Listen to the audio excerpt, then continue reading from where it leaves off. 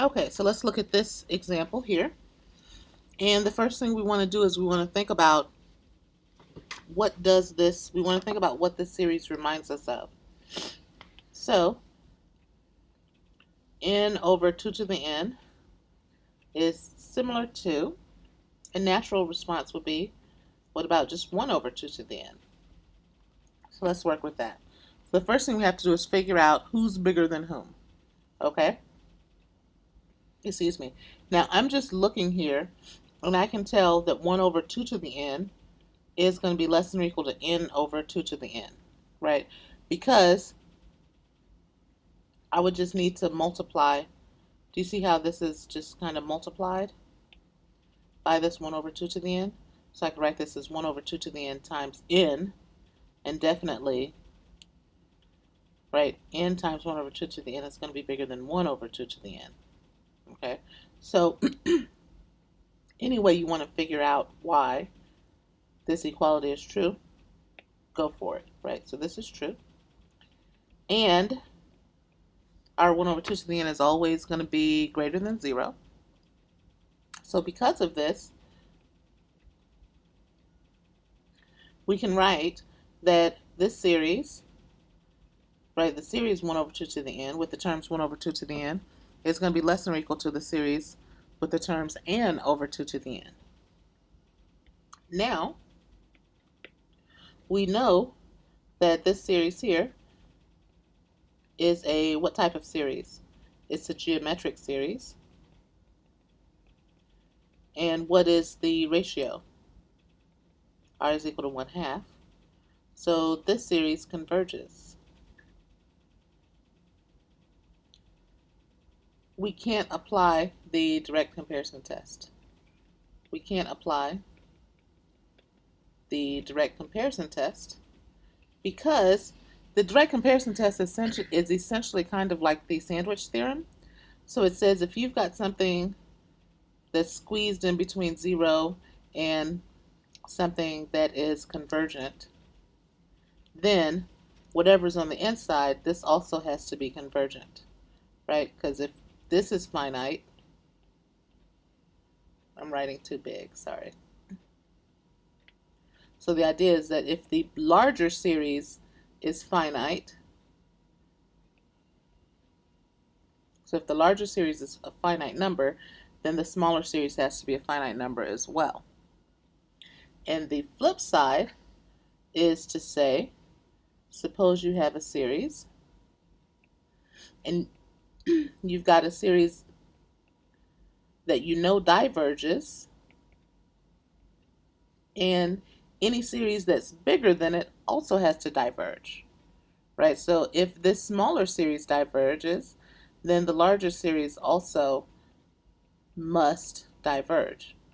So we're not in either of those situations. We're in a situation where we want to know, we're trying to figure out if a larger series converges.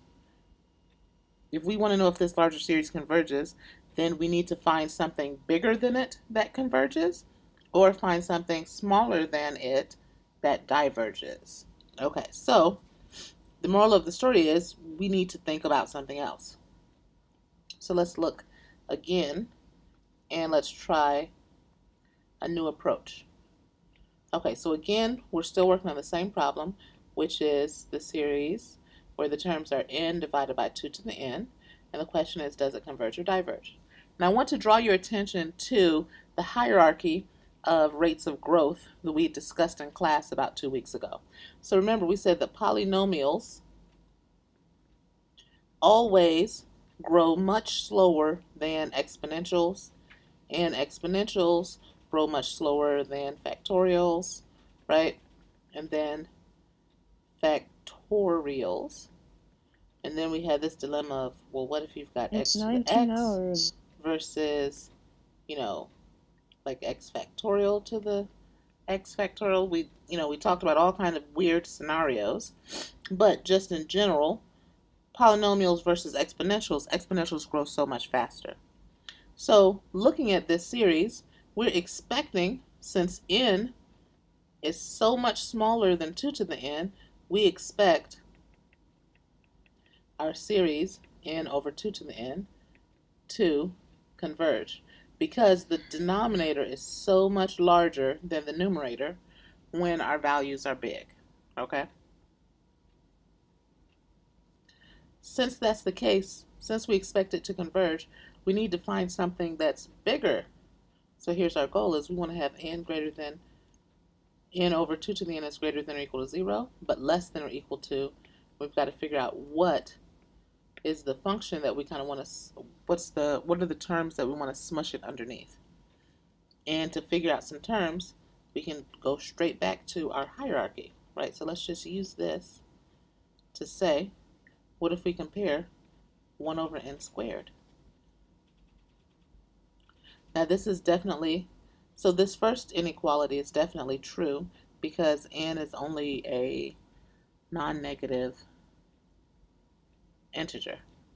The second inequality is actually going to be true because polynomials grow slower than exponentials. So if we cross multiply,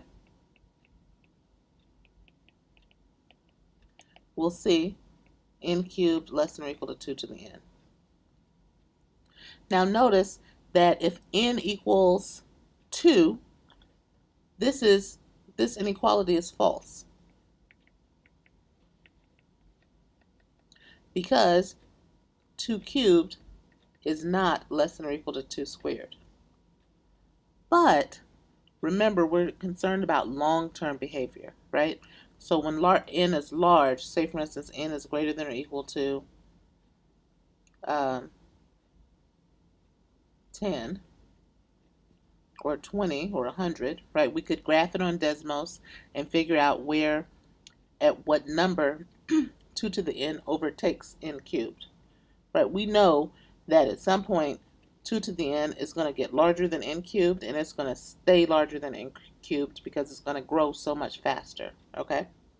So we say this is true, this inequality is true for large values of n.